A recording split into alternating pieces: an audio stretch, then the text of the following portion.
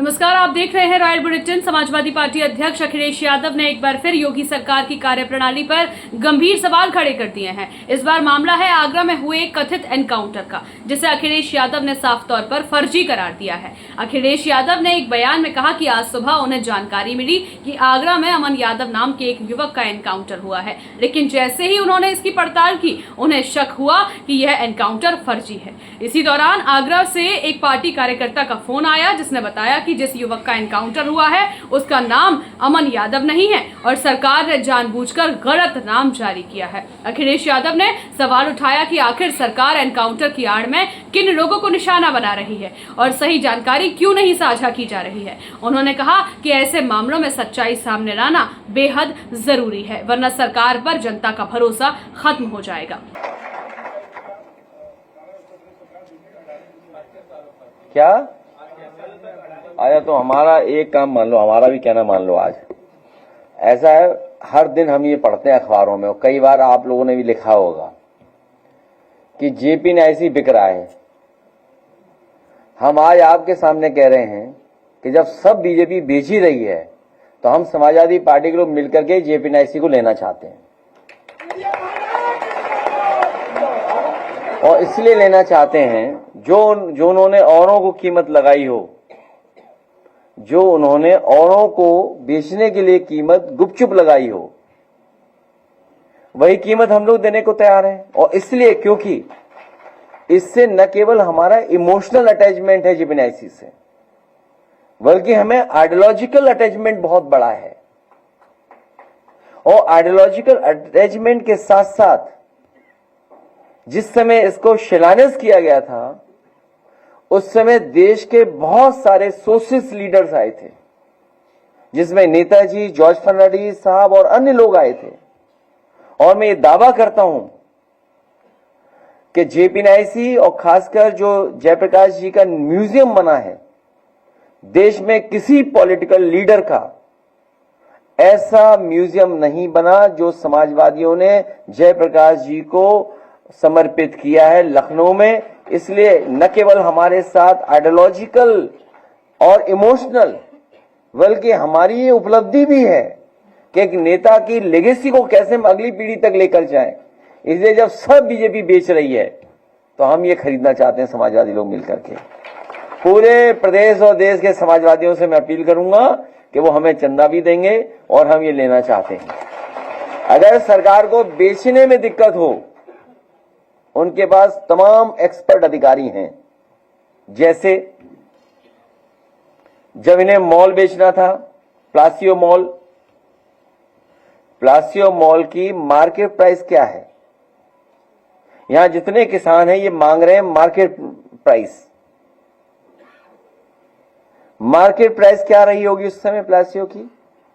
आप इसी से अंदाजा लगा सकते हैं। एक स्पेस सूट वाले हैं डिप्टी सीएम, उन्होंने अपने ही मुख्यमंत्री, अपने ही सरकार के खिलाफ पत्र लिखा था। तो बात आपको समझ में आ रही होगी क्यों लिखा होगा पत्र। तो एक तो वो एक्सपर्ट अधिकारी हैं।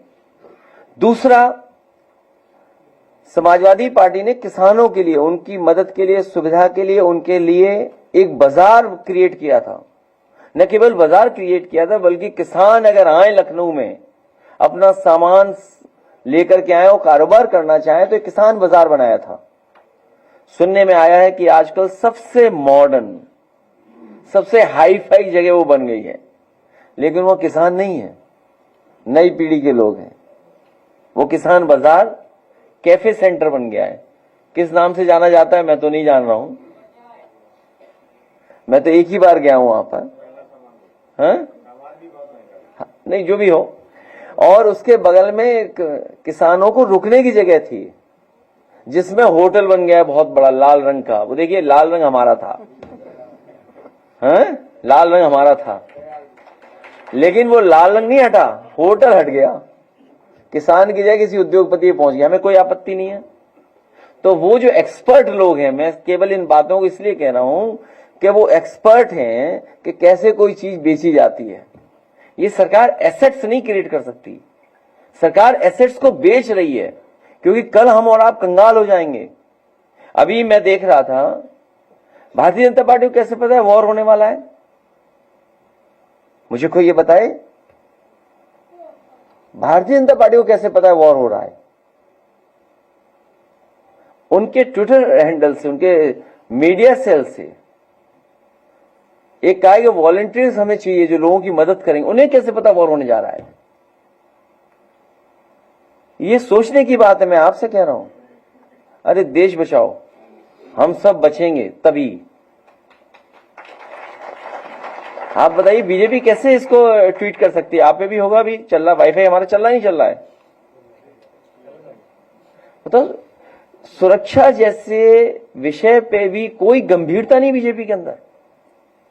मुझे नहीं कहना चाहिए क्योंकि मैंने मोबाइल ऑन किया तो अचानक आ गया, तो मैं अचानक बात कर रहा हूं आपसे। इनकी पार्टी के लोगों को कैसे पता कि ये होने जा रहा है? और फिर ये कोई दिखावटी और प्रदर्शन का वो नहीं है समय। आप अपने ट्विटर हैंडल पे डाल रहे हैं वॉलंटियर्स चाहिए हमें। आप पढ़िएगा, इंग्लिश में है चिट्ठी, क्या है, पढ़ दे कोई अगर पढ़ सकता है तो इंग्लिश में। हिंदी में क्यों नहीं दिया इन्होंने? किसी इसलिए कि कोई जाने ही ना। आप देखिए ना क्या बात है, मिनिस्ट्री ऑफ होम अफेयर्स क्या डायरेक्टेड ये वॉलंटियर चाहिए ना, वॉलंटियर बीजेपी ट्वीट कर रही है। बताओ, सरकार कहे तो अलग बात है।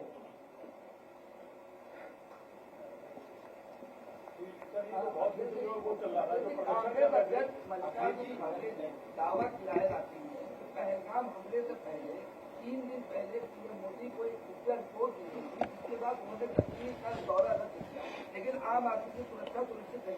अब वो विषय नहीं है, अब विषय ये है कि मॉक ड्रिल होने जा रही है। अब विषय वो खत्म हो चुका है। अब सब ने जब ये आश्वासन दे दिया है और सरकार के पक्ष में खड़े हो गए हम सब कि सरकार जो करेगी, जो ठोस कदम उठाना चाहे उठाएं, तो अब पुराने सवाल नहीं खड़े हो सकते हैं। हालांकि मुझे कांग्रेस पार्टी के बारे में नहीं कहना, वो सीनियर लीडर हैं, लेकिन हम सब ने मिलकर के सरकार को यही आश्वासन दिलाया है, भरोसा दिलाया कि आप ठोस कदम उठाइए, हम आपके साथ हैं। अब तो मॉक ड्रिल होने जा रही है, इसलिए लाइट वाइट जो इंस्ट्रक्शंस हों वो आप भी जारी कर देना, तो हम लोग फॉलो करेंगे, और जो सरकार कहे वो मान लेना आप भी।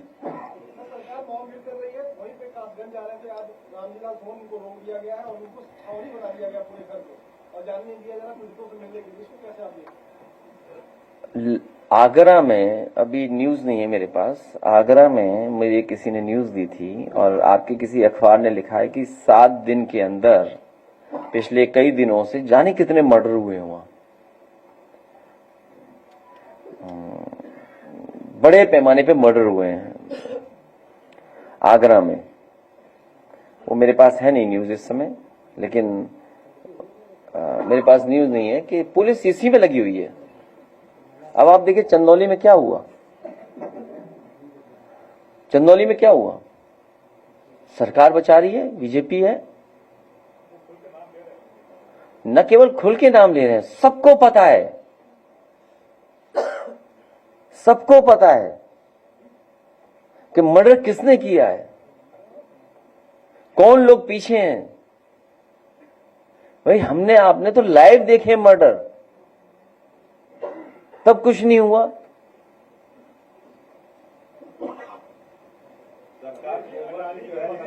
है अरे हम खुद खरीदना चाहते, जेब में ना ऐसी उल्टी बातें कर रहे हैं आप।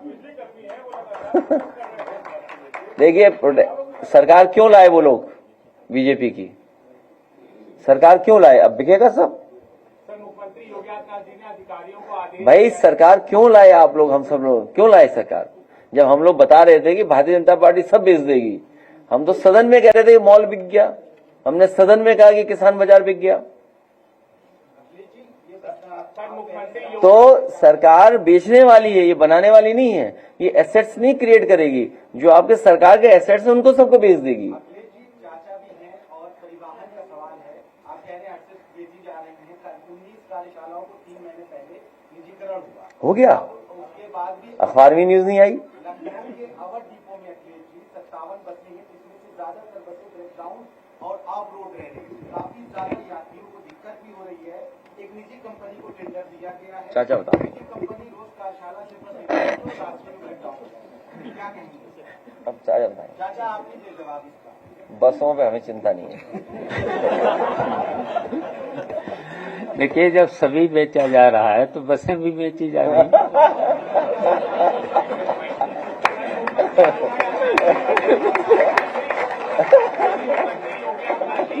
अधिकारियों को आदेश दिया है कि जितने भी सरकारी भवन या विभाग है वहाँ पे प्राकृतिक गोबर का इस्तेमाल किया जाए।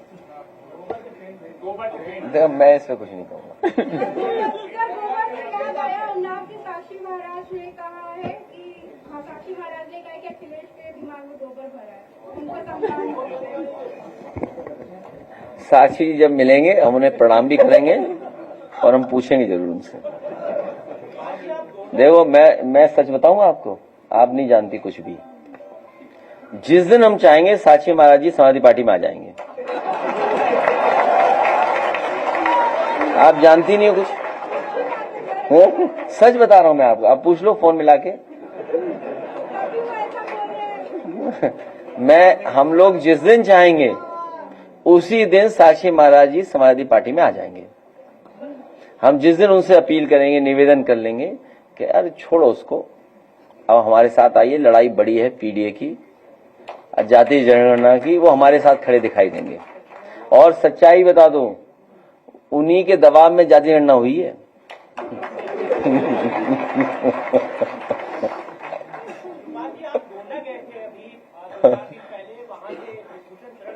बड़े बयान आ रहे हैं सरकार के खिलाफ और वो कहते हैं विधायक माने मौजूदा वक्त में कुछ नहीं। तो ब्रजभूषण शरण जी का भी थोड़ा दिल मुलायम हो रहा है क्या?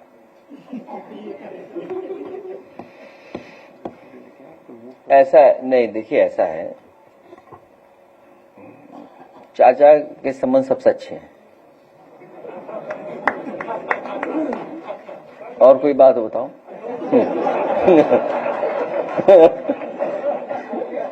तो सदन की कार्रवाई नहीं जानते कुछ भी।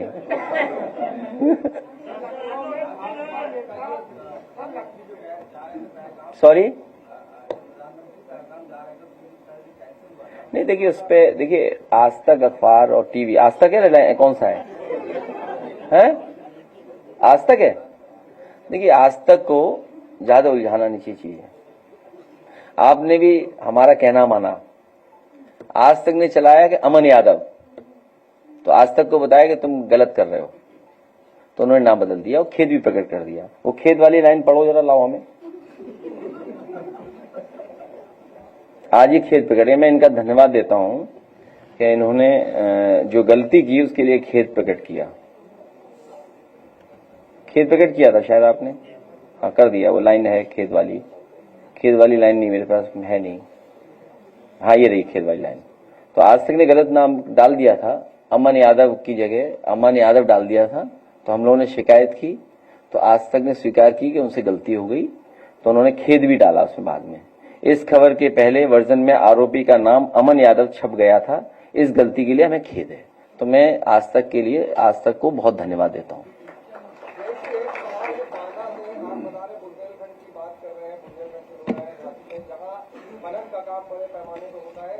सवाल ये है कि यमुना नदी का जो जलस्तर है वो बढ़ता जा रहा है और उसके करीब के जो गांव है वो धीरे धीरे पलायन करने में मजबूर है। ब्लीचिंग का काम वहाँ शुरू किया था, लेकिन उससे पूरा भ्रष्टाचार दिखा और वो वापस पानी वहाँ आ रहा है। कैसे देख रहे हैं? आप बहुत गलत बोल रहे हैं।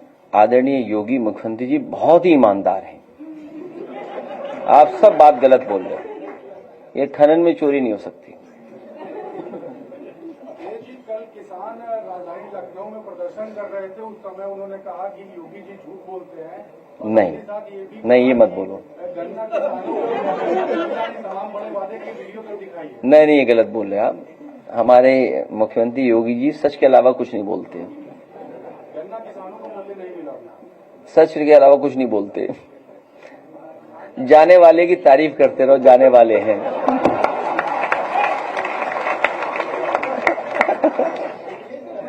आपको भी पता है, सबको पता है।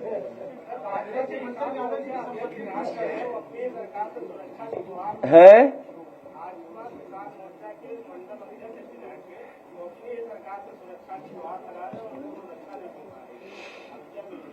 नहीं, उन्हें सुरक्षा मिलनी चाहिए। पत्र हम लोग लिख देंगे उसके लिए। लाल भाई वो लीडर अपोजिशन है हमारे साथ, जो ये बात बता रहे हैं, आप पत्र से लिख देना, चिट्ठी लिख देना सुरक्षा के लिए। आप उनकी जानकारी दे देना, ये चिट्ठी लिख देंगे। बीजेपी के कोई किसान नेता, उन्हें धमकी मिल रही है तो आप चिट्ठी लिख देना सुरक्षा के लिए।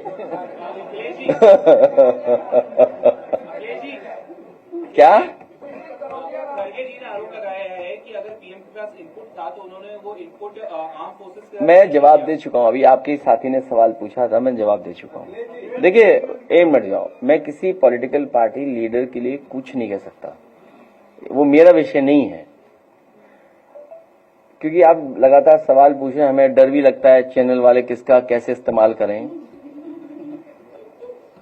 सच्चाई तो ये है किसी भी पॉलिटिकल उसमें जब ऑल पार्टी मीटिंग हो गई और आपने सरकार को कहा है कि ठोस कदम उठाएं, तो ये बातें उस समय भी आई हुई या फिर एक बार और फिर ऑल पार्टी मीटिंग हो जाए। क्योंकि जब देश में मॉक ड्रिल हो रही है, वॉर के लिए मॉक ड्रिल हो रही है, तो ये विषय उठना बिल्कुल बंद होना चाहिए। अब मेरी लड़ाई करा दोगे आप? तो जब हम कह रहे हैं कि वहां सब सुझाव दिए जा चुके हैं, तो एक बार फिर ऑल पार्टी मीटिंग बुला ली जाए, तो बातें उस समय भी रख दी जाएंगी। Leader of opposition Lal Bihari ji ने वाराणसी में कमेंट किया था, बीजेपी अभी उन्हीं के कमेंट को लेकर उनको टारगेट कर रही है। उन्होंने भी पहलगाम की बात की थी। क्या बीजेपी कर रही? तुम्हें नहीं पता दिल क्या कहता है तुम्हारा? दिल में इनकी भी वही बात है जो लाल बिहारी जी कह रहे हैं। नहीं हो तो अब हम पे कोई मशीन ही नहीं है। सच्चाई यही है, ये जो दिल में इनके भी वही बात है। अब मेरे नेगेटिव चलाएंगी न्यूज। कौन सा अखबार है? बस समझ जाओ टाइम्स में क्या है।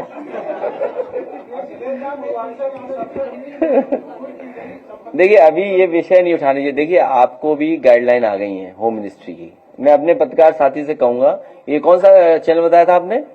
टाइम्स नाउ भाई, ऐसा करो, गाइडलाइन हमने तो पढ़ी नहीं, तुम पढ़ लो और पढ़ करके सवाल मत पूछिए आप कि जब गाइडलाइन आ गई है होम मिनिस्ट्री की तो आपको ये सवाल नहीं करना चाहिए। मैं होम मिनिस्ट्री के अधिकारियों से कहूंगा कि ऐसे पत्रकार साथियों के खिलाफ कार्रवाई करें, एफआईआर लिखाएं इनके खिलाफ।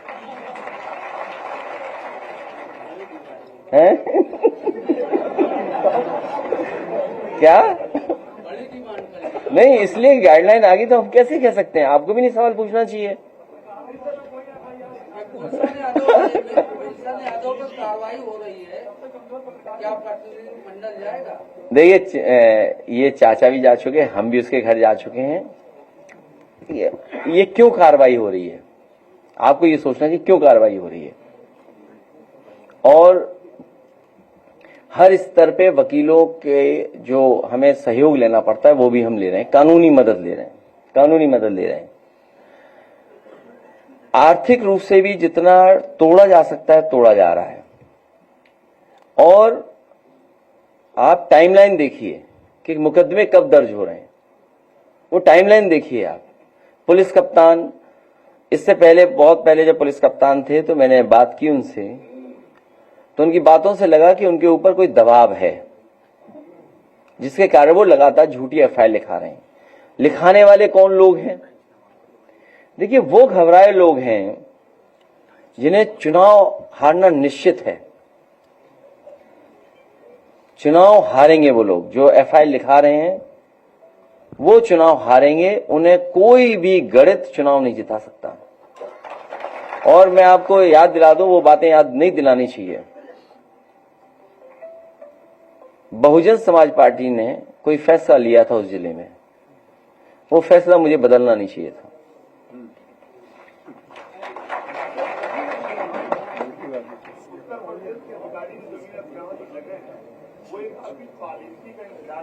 क्या चीज?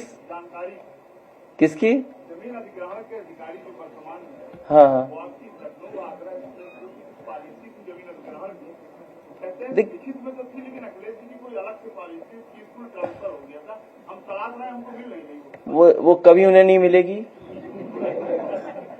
कि उसके लिए दिल बड़ा होना चाहिए। आपने सुना नहीं, मुख्यमंत्री जी कह रहे थे कि शामली से लेकर के हम एक्सप्रेसवे बनाने जा रहे हैं आसाम में सिलचर तक। अब उन्होंने भारत का नक्शा ही नहीं देखा। कुछ देर बाद यूपी खत्म हो जाता है, बिहार और दूसरे स्टेट झारखंड हो सकता है बीच में पड़े और फिर पड़े जाके कलकत्ता, फिर वहां आगे पड़े जाकर। तो सोचिए उत्तर प्रदेश के मुख्यमंत्री ये ऐलान कर रहे हैं कि हम एक्सप्रेसवे बनाएंगे दूसरे प्रदेश में, अपने प्रदेश में तो बना नहीं रहे। मैं समझता हूं मैंने पत्रकार साथियों का बहुत समय ले लिया है। तुम्हारा ही मन नहीं जाने का है? पहलगाम में जो लोग मारे गए, आप लगातार 10 करोड़ रुपए की मांग कर रहे थे उनके मृतक परिजनों के लिए, और वो लोग शहीद दर्जे की मांग कर रहे हैं। ये सबसे पहले हम ही लोगों ने कहा कि देखिए जो शहीद हुए हैं पहलगाम में, उन सभी परिवारों की मदद होनी चाहिए, शहीद घोषित होने चाहिए और सरकार को 10 करोड़ से उनकी मदद करनी चाहिए।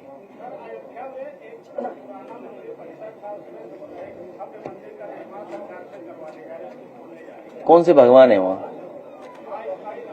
है? मुझे मेरी जानकारी में नहीं है। मेरी